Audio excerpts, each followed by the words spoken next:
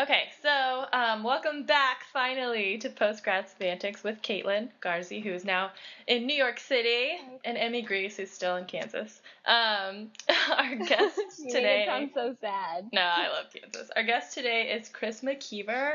He was our very first guest, back when we started, but he didn't have any sound, so he was silent and typed to us. So he gets to talk today, which is awesome.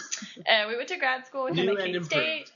Yes, new and improved. We all graduated together in May, and he is now an instructor at K-State, which is pretty exciting. Actually, we all have new jobs. I don't think this changes the fact that we're still talking about post-grad life, but I'm in the business world now doing marketing. And yeah, and I'm kind of in the, non-profit world. I'm like working at a humane society so temporarily, so... Yay, we're all employed. So, one of the weird things about being employed and not around people who are English majors constantly, because, it used to be we were just around English majors all the time, is that, the word political suddenly means very different things. I don't know if anyone else has noticed this, but I was, talking to my coworker the other day, and he was like, you're just so different, you see things differently, and, have this unique idea about the world, and I was like, that's because I'm really political, and he's like, what's your party? And I was like, no, it's not, Democrat or Republican, it's just, this is not the first time it's happened to me, where I identify myself as being political, and people ask me if I'm a Democrat or a Republican or a liberal or a conservative. And I'm like, that's not what that word means. So, a sense of our historical place in the world and what influences us to believe the things that we do and what factors influence our decisions. That idea of being political, why we make the decisions we make and what's the historical background behind those decisions and who's in power and how does that influence the rest of the world. Okay, cool. To me, that's political. That's interesting, too, because, in XPOS 1, at least, I got a lot of students who were like, I just don't like anything we're talking about in this class because it is too political. And I would take that to, our advisors, and they'd say, well, it's not really political, is it? But maybe our XPOS students had a better idea of what political means. I don't know. Well, what do you guys think? Is that what you think of when we think the word political? Or, I think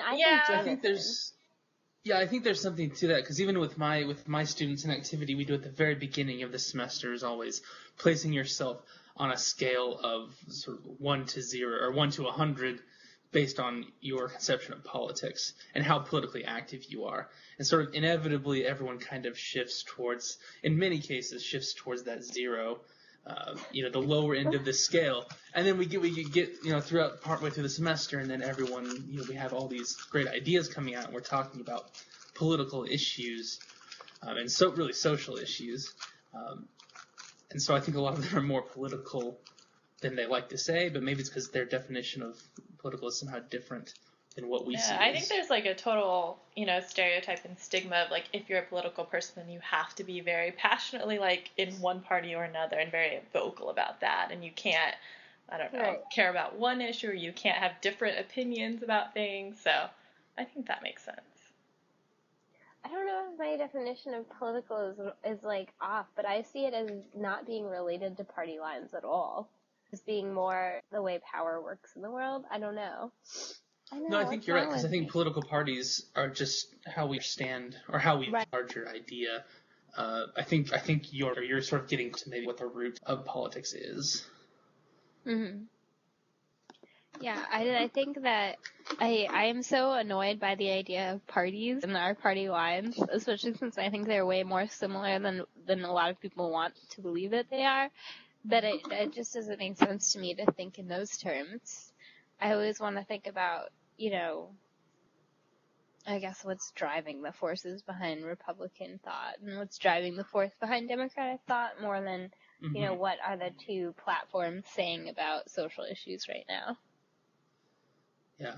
So I guess, does that mean that our mentors, when they often talk about in XPOS 1 and 2, isn't related to politics?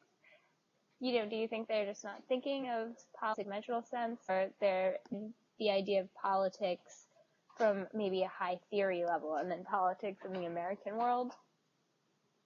Because I think the two are very different. If we consider politics like in theory, like when we're reading things like Jameson or Marxism, I mean, it's very different than politics in America. Right. I wonder if they're trying to separate the politic from almost the political party, because that seems to be the most sort of contentious area when we're talking about politics. That's visible, at least, especially in like a course like Expos 1 or Expos 2. And so maybe they're just trying to set language from what we actually do. I don't know. It's so interesting, though, because I feel like actually they might be really misunderstanding our students or not giving them enough credit, you know, when they say, oh, these topics are too political, and then we're like, well, it's not political at all. And they're like, no, but it is, you know? It is, yeah. So that must be frustrating for them.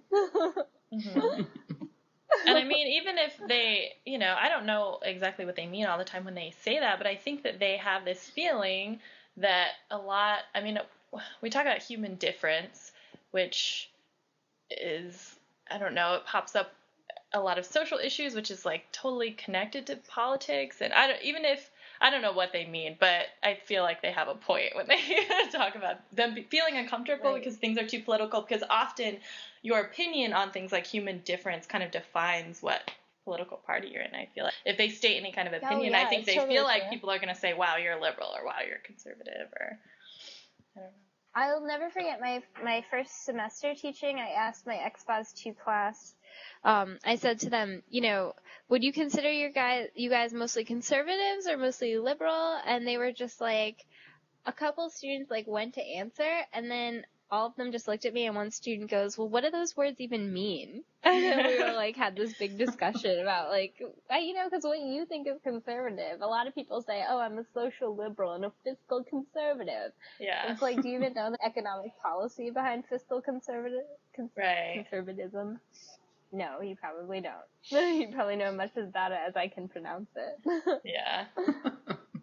Well, I started seeing this new person, and I was talking to my friend about him, and I was like, he's not like interested in political stuff at all. And she was like, well, not everything has to be political. And I was like, everything is political. Everything is political. Right. Like the colored dress I'm wearing is political. Yeah, and that just that whole like worldview is very academia, you know. And she was like, what a very English major thing to say. And I was like, yeah, it's weird. It is weird to me how. And even that's a worldview, right? Even my believing everything is political is political. Yeah. No. Yeah. Yeah.